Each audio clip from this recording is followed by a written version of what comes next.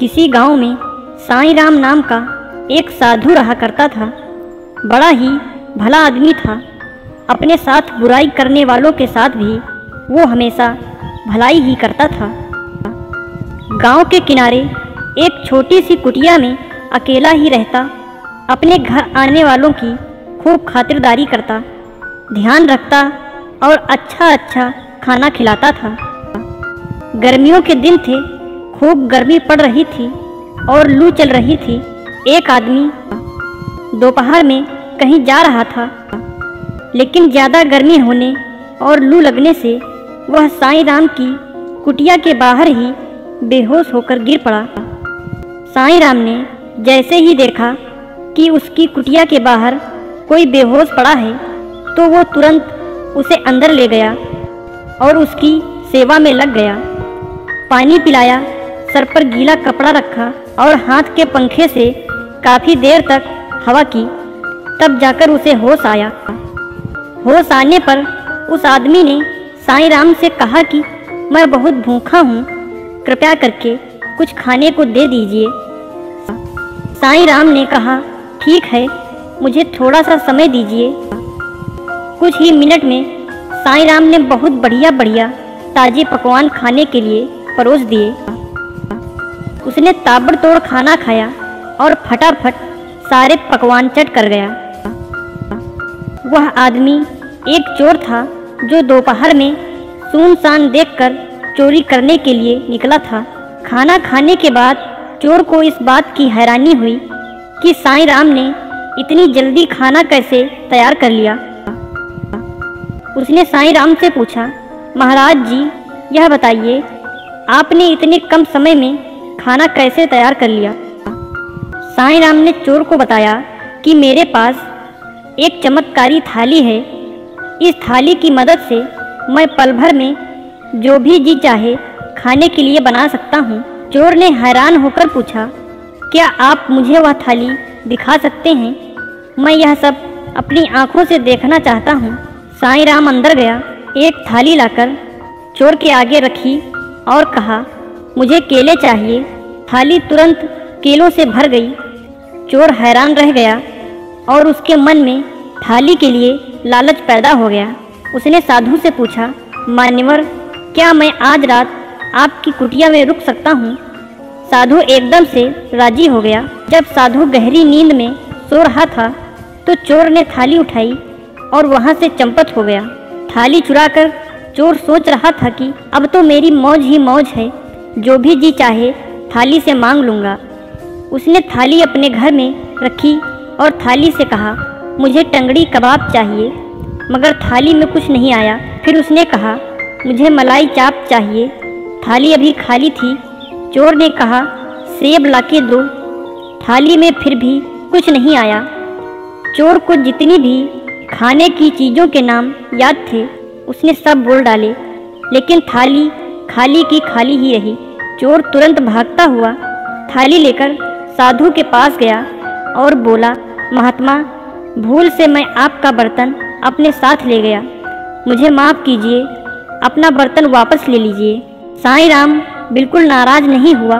बर्तन लेकर साईं राम ने उसी समय कई अच्छे पकवान बर्तन से देने को कहा और बर्तन में तुरंत वह आ गए। साईं राम ने चोर को एक बार फिर बढ़िया खाना खिलाया।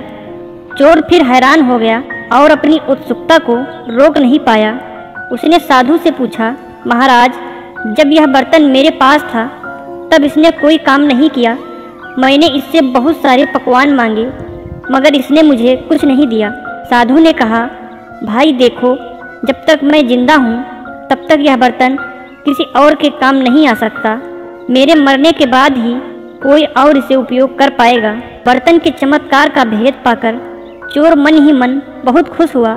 सोच रहा था कि अब तो मैं इस महात्मा का खात्मा करके बर्तन का फायदा उठाऊंगा। अगले दिन चोर फिर साधु के घर आया और साथ में घर से खीर बनाकर लाया। वह बोला, महाराज, आपने मेरी इतनी सेवा की है, मुझे 2 बार बहुत लाजवाब स्वादिष्ट पकवान खिलाए हैं, इसलिए मैं भी आपकी कुछ सेवा करना चाहता हूँ। मैं आपके लिए खीर लाया हूँ, कृपया आप स्वीकार कर लीजिए। साधु ने बिना किसी संकोच के चोर की दी हुई खीर खाई और चोर को धन्यवाद किया। कहा, तुम्हारी खीर बहुत ही स्वादिष्ट है। चोर खीर में जहर मिलाकर लाया था। खीर खिलाकर चोर वापस अपने घर चला गया। रात होने पर वापस साधु की कुटिया में आया। थाली को फिर से चुराने के लिए उसे पक्का यकीन था कि जहर से अब तक तो साधु का काम तमाम हो चुका होगा। चोर जैसे ही थाली की ओर बढ़ा तो उसे किसी चीज से ठोकर लगी। आवाज सुनकर साईं राम ने आंखें खोली और उठकर चारपाई पर बैठ गया। बोला, कौन है? चोर की हैरानी का तो ठिकाना ही नहीं रहा। वह बड़ी हैरानी से बोला, महाराज, आप अभी तक जीवित हैं। साधु बोला, क्यों भाई, तुमने यह कैसे सोच लिया कि मैं जीवित नहीं हूँ? चोर ने कहा, मैंने दोपहर में आपको जो खीर खिलाई थी उसमें बहुत तेज जहर मिला हुआ था। मैं तो यही सोच रहा था कि जहर के असर से आप मर चुके होंगे। साधु ने कहा, देखो भाई, निस्वार्थ भाव से लोगों की खूब सेवा करता हूँ और सच्ची निष्ठा से भगवान का जप भी करता हूँ, साथ ही योगाभ्यास भी करता हूँ। इसलिए मुझे यह आशीर्वाद प्राप्त है कि कितना भी तेज जहर क्यों ना हो, मैं उसे आसानी से पचा सकता हूँ। किसी भी जहर का मुझ पर कोई असर नहीं होगा। चोर ने निराश होकर कहा, महाराज, मैं तो आपको मारकर आपके पतीले का लाभ लेना चाहता था, लेकिन मेरी यह इच्छा पूरी नहीं हुई। संत ने कहा, भाई, इसमें मैं क्या कर सकता हूँ?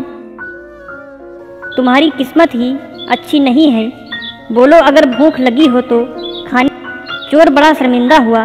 बोला, महाराज, मैं तो आपको धोखे से मारना चाहता था, मगर फिर भी आपने मुझसे नफरत नहीं की। उल्टा आप तो मेरे साथ बहुत अच्छा व्यवहार कर रहे हैं। यह बात मुझे बहुत ही अजीब सी लग रही है।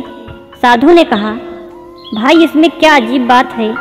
अच्छाई करना मेरी आदत है, बुराई करना तुम्हारी आदत है। तुम बुराई करना नहीं छोड़ पा रहे, मैं अच्छाई करना नहीं छोड़ सकता। तुम अपनी आदत से लाचार हो, मैं अपनी आदत से लाचार हूँ।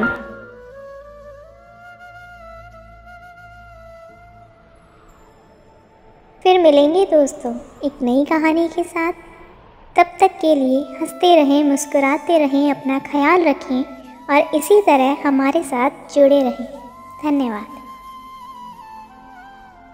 अगर आपको ये कहानी अच्छी लगी और इससे कुछ सीख मिली तो चैनल को सब्सक्राइब ज़रूर करें। आपका एक सब्सक्राइब हमें इसी तरह से नई नई कहानियाँ आपके लिए लाने के लिए प्रेरित करता है।